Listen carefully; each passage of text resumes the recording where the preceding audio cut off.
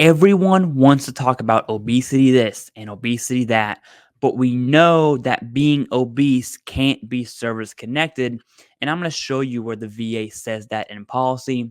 But obesity as an intermediate step can absolutely be possible. However, there are some things to be aware of, and that's what we're really going to dive into.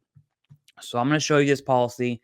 Now, I am going to leave the link down below because this thing is absolutely insane and there's a lot going on here. So I'm going to cover the highlights, okay? What I'm going to present first are the 5 questions and there are 5 answers. So we're going to go over that first, specifically the intermediate step 1, because that's what you came here for, which is number 5.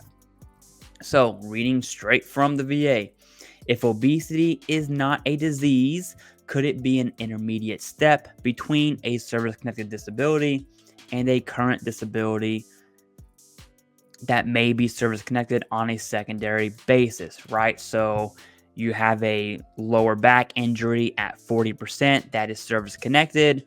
Does that back cause your weight gain, and can that weight gain lead to sleep apnea? That's basically what an intermediate step is. So back is here, obesity is here, sleep apnea is here. Can you connect those? The VA is saying, or that's the question. The answer right here, number 5, clear as day. Obesity may be an intermediate step between a service-connected disability and a current disability that may be service-connected on a secondary basis. So some secondary claims that come off of top of my head are sleep apnea and hypertension, right? There's some diabetes play in there as well, but those are probably the top 3 claims that I would really be considering if you have those and you are considered obese according to your body mass index. Now, this is explained a lot more in depth, and that's what we're about to go into. But let's look at the other 5 questions. So is obesity per se a disease for service connection, for direct service connection? Okay. The long-standing policy, blah, blah, blah, blah, blah, that obesity per se is not a disease or injury and therefore cannot be service-connected on a direct basis. So no, you can't claim obesity direct. Okay, cool beans. Next, number 2, if obesity is a disease, which the VA said it's not, which is kind of weird, may obesity be considered the result of a veteran's willful misconduct? I'll be honest with you, this one does not matter because this number 2, you can read it. It basically says irrelevant, okay? Now, moving on to number 3, is obesity a disability for purposes of secondary service connection? So can you claim obesity because of your back or whatever else? That was number 3.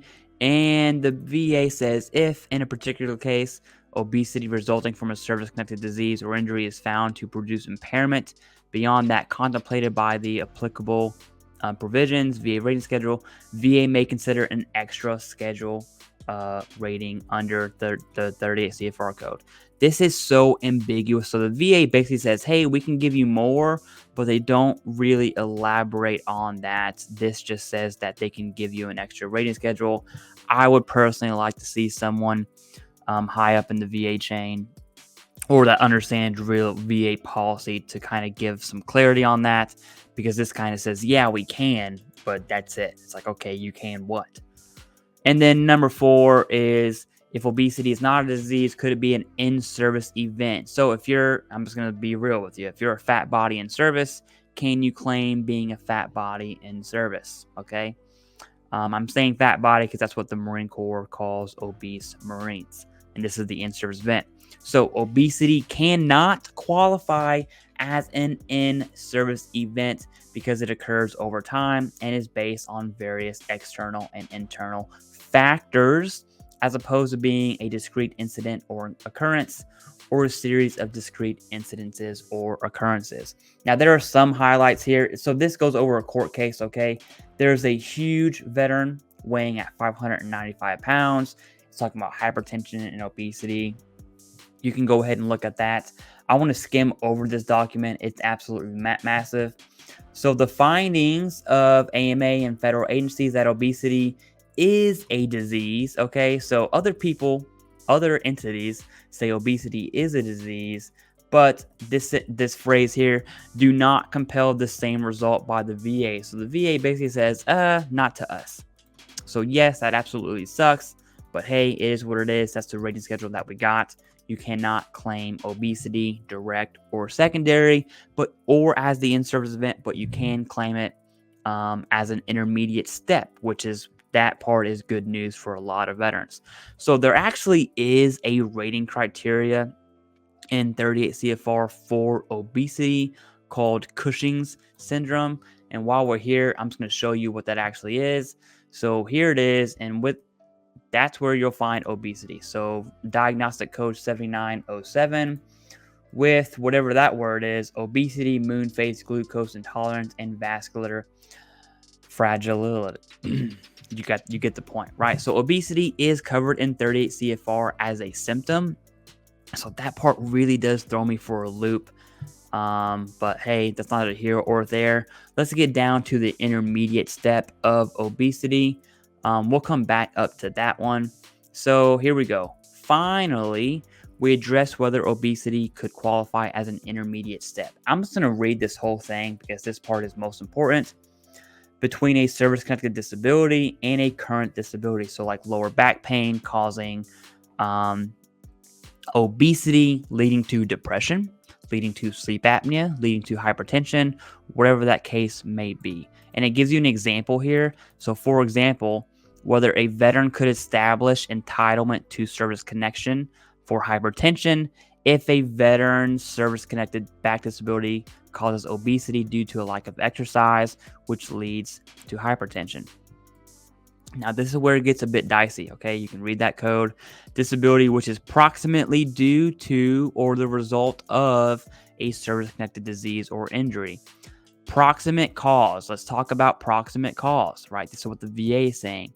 Is defined as a cause that directly produces an event and without which the event would not have occurred. So your job, if you're doing this, okay, your job is to prove that if you were not obese, you would not have these issues.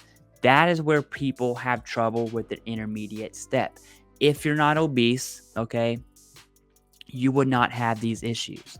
That's the problem. That's the first problem. The second problem is the service-connected disability actually leading to obesity and not a lack of exercise and not a lack of dieting, right? So if you have a lower back injury at 40%, then you could argue a lack of exercise, but you still need to account for the lack of diet. These are things to consider instead of just willy-nilly submitting that claim for obesity as an intermediate step. And that's pretty much what paragraph 14 says that you really do need to pay attention to. Okay, now going back up, 13 talks about the in-service event. We already said that's a no. And then above that one is obesity generally cannot be service connected on a secondary basis. So not secondary, not direct, but it can be connected as a intermediate step. I'm going to put this in the link below, or the pinned comment below as a link.